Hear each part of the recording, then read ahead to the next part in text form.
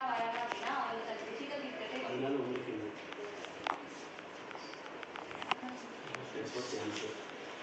கன்வீனியன்ட்டாக இருக்கும். அதிகமாக ட்ரெயினிங் ஆகாத ஒருத்தவங்களுக்கு குறித்து ஒன்றும் பிரயோஜனம் இல்லை. நம்ம தான் வளர்க்க மாட்டோம், தெரிஞ்சிருக்கணும், அதெல்லாம் பண்ணிக்கணும். ஸோ அதுக்கு ஏற்ற மாதிரி தான் எடுக்கிறீங்க. ஃபிலிம்ஸ் கன்வீனியன்ஸ் ஆகும். இங்கே நீங்கள் எடுக்கிறது எல்லாமே கன்வீனியன்ஸ் ஆகும். பெரும்பாலும் நீங்கள் ரிசர்ச்சே பண்ணாலும் கன்வீனியன்ஸ் ஆகும் தான் எடுக்கிறீங்க. நோயிங்கே ரொம்ப நோய் பெரும்பாலும் அது வந்து தாங்க முடியும். ரேண்டம் சாம்பிளிங் ரொம்ப ரேர். ரேண்டம் சாம்பிளிங்கில் நமக்கு ரிசல்ட் வந்து ரேண்டம் சாம்பிளிங் பண்ணலாம், நம்மளுக்கு டைம் இருக்கா அப்படின்னு. ரெண்டாவது ஜென்ரலைஸ் பண்ண முடியுமா, கால்டஸ் குளோபலைசேஷன் பண்ண முடியுமா அப்படின்னு கேட்டால் வராது.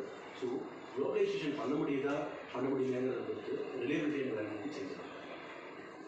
ரிலேபிலிட்டி அண்ட் வேலிடிட்டி என்ன இருக்குன்னா, நீங்கள் பண்ணுறது ரிசல்ட் இல்லையா, யூஎஸில் பண்ணாலும் அதுதான், யூரோப்பில் பண்ணாலும் அதுதான், நம்ம ஊரில் குக்கிராமத்தில் பண்ணாலும் அதுதான்.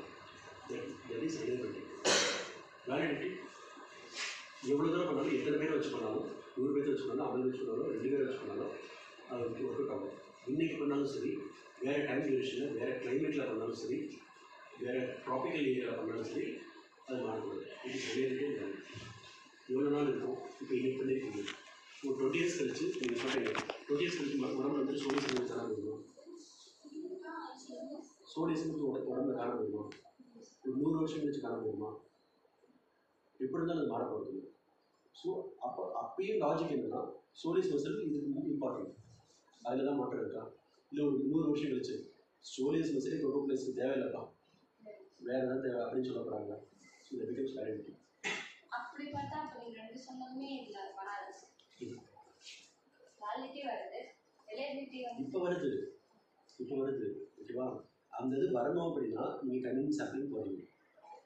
பெரும்பாலும் ஆர்சிடியை தவிர்க்க சொல்கிறதுக்கான காரணம் இதுதான். இப்போ நீங்கள் ரேண்டமைஸ்டு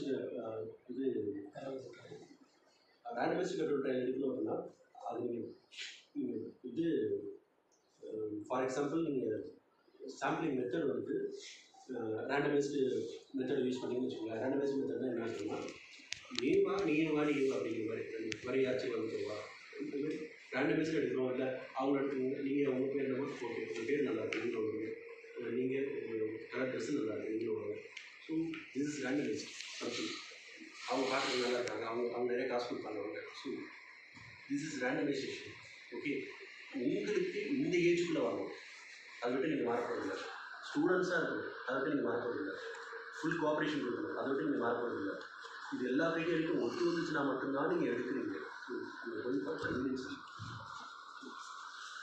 இதில் இன்க்ளூட் பண்ணிக்கிற டாபிக் எல்லாமே ஏதாவது abstract class aim of the study ஸ்டார்டிங்கில், அதுக்கப்புறம் objective of study, methodology click பண்ணி மெத்தடாலஜியில் வந்து study design, sample size, sampling technique, selection criteria, procedure, statistical analysis,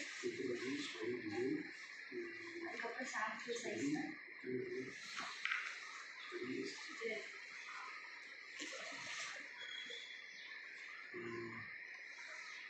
நீங்கள் பண்ணுறது.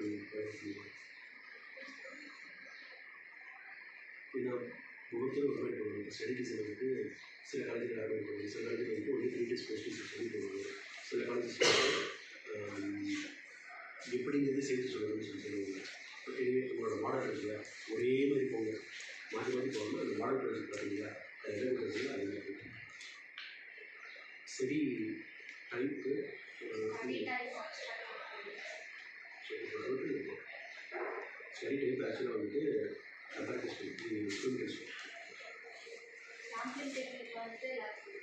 Sample size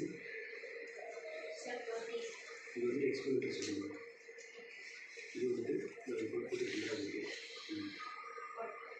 female.